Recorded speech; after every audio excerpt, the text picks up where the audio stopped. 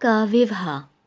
एक पहाड़ी पर नदी के किनारे एक ऐसा गांव था जिसमें एक ऐसा घर था जो बहुत ही विचित्र था, जिसमें एक विचित्र व्यक्ति रहता था।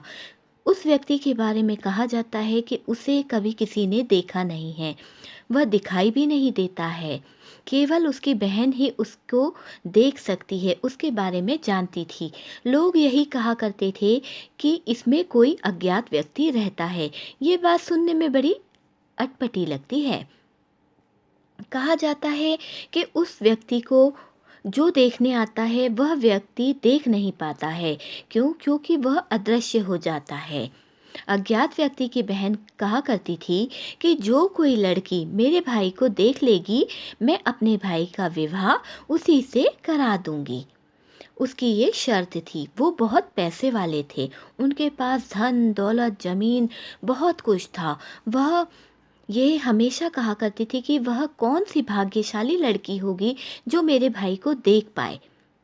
उसकी सबसे पहली शर्त यही थी कि जो लड़की मेरे भाई को देख लेगी, मैं उससे अपने भाई की शादी करा लूँगी।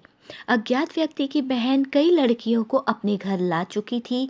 वह उससे पूछती, क्या आप मेरे भाई को देख रही हैं? लड़कियां कहती, हाँ। लेकिन जब उनसे पूछा जाता कि मेरे भाई ने क्या कपड़े पहने हैं, उनके बाल कैसे हैं, तो वो सही उत्तर नहीं दे पा रही थी। वो लोग गलत जवाब देती थी, तो लड़की समझ जाती थी कि ये लोग झूठ बोल रहे हैं। कई लड़कियां इस तरह से आई और लौट गई, मगर किसी ने भी उसके भाई को नहीं देखा। सब लोग अज्ञात व्यक्ति को देखने की इच्छा मन में लेकर आते रहते थे, उसके भाई को देखना चाहते थे, लेकिन कोई भी आज तक उसके भाई को नहीं देख पाया। जो ही वे कमरे में आती, उसका भाई अदृश्य हो जाता। समय बीतता गया।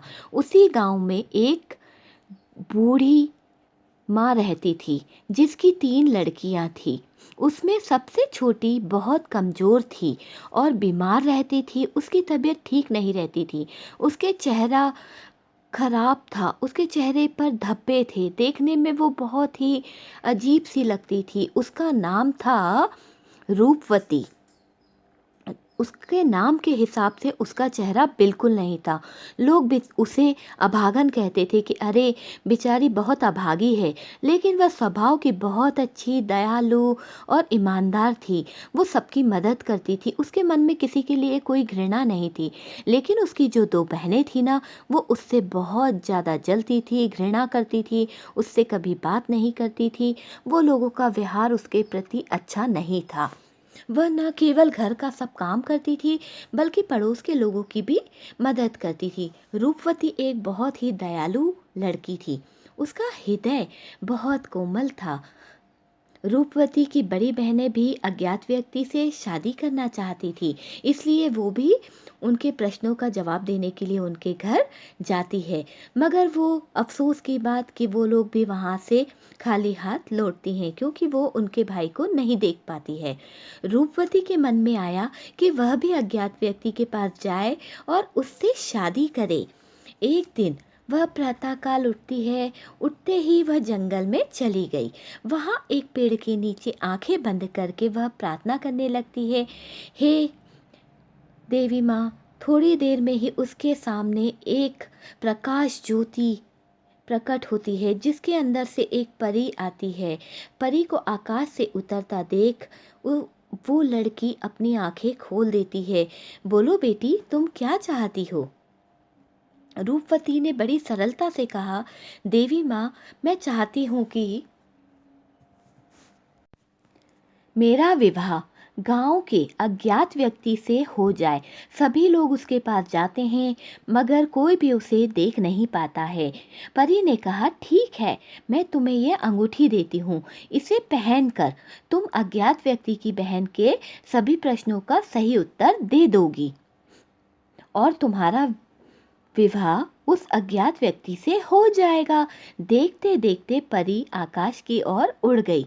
रूपवती ने परी की दी अंगूठी अपनी उंगली में पहन ली। सूर्यास्त होने वाला था। जल्दी जल्दी रूपा अज्ञात व्यक्ति के घर की तरफ बढ़ने लगी। वहां पहुंची, उसकी बहन ने उसे देखा, फिर प्रश्न किया, बताओ क्या तुम मेरे भाई को देख रही हो? हाँ, मुझे आपका भाई साफ साफ दिखाई दे रहा है। वह बहुत सुंदर है, राजकुमार जैसा दिखता है आपका भाई। अच्छा, बताओ उसके कपड़े किस रंग के हैं? ये पूछने पर उसने क्या पहना है ये भी तो बताओ। उसके कपड़ों का रंग जो है वो बहुत ही सुंदर है। उसने हरे कलर का कुर्ता पहना है और पीले कलर की धोती पहन रखी है और सर पर रंग बिरंगी सुंदर सा साफा बांध रखा है। अच्छा, वह किस तरह के बिस्तर पर बैठा है? वह दूधिया और सफेद रंग के बिस्तर पर बैठा है। बिस्तर बहुत ही साफ सुथरा है। अज्ञात व्यक्ति की बहन मुस्कुराने लगी। उसने अपने भाई से कहा, लगता है इस लड़की ने तो तुम्हें पहचान लिया। उसने मेरे सभी प्रश्नों का सही सही उत्तर दे दिया है। अब तो इसके साथ तुम्हारी शादी होनी ही चाहिए। पास में ही एक नदी बहती थी। अज्ञात व्यक्ति की बहन ने रूपवती को उस नदी में स्नान करने के लिए भेजा। जहाँ जाकर रूपवती को कहा जाता है कि तुम इस नदी में डुबकी लगाओ। पहली डुबकी लगाते ही रूपवती का रंग साफ हो जाता है। फिर रूपवती दूसरी डुबकी लगाती है। जब वो दूसरी डुबकी लगाती है तो वो बहुत सुंदर हो जाती है। जल्दी जल्दी वहाँ से लौटकर आ जाना। ये सुना था उसने, तो वो जल्दी जल्दी अब अपने घर की तरफ आने लगती है। कैसा चमत्कार हुआ, रूपवती के चेहरे के सभी धब्बे समाप्त हो गए। रूपवती एक सुंदर राजकुमारी की तरह दिख रही थी। सभी गांव वाले उसे देखकर आश्चर्यचकित रह गए। बुढ़िया कपड़े पहनाए गए उसको और वह रानी की तरह दिख रही थी। बहुत ज़्यादा सुंदर लग रही थी। जो रूपवती थी वो बहुत ही ज़्यादा सुंदर लग रही थी। उसको बढ़िया कपड़े पहनाए गए थे। अज्ञात व्यक्ति के साथ रूपवती का विवाह संपन्न हुआ। वह अभागिन नहीं, वह सबसे सौभाग्यशाली लड़की थी जिसका विवाह, रूपवती जो थी उसका विवाह उस लड़के से हुआ। तो इस कहानी से हमें ये शिक्षा मिलती है कि हमें अपने रूप पर कभी घमंड नहीं करना चाहिए। अपना व्यवहार हमेशा सरल रखना चाहिए। हम मिलते हैं नेक्स्ट वीडियो पर।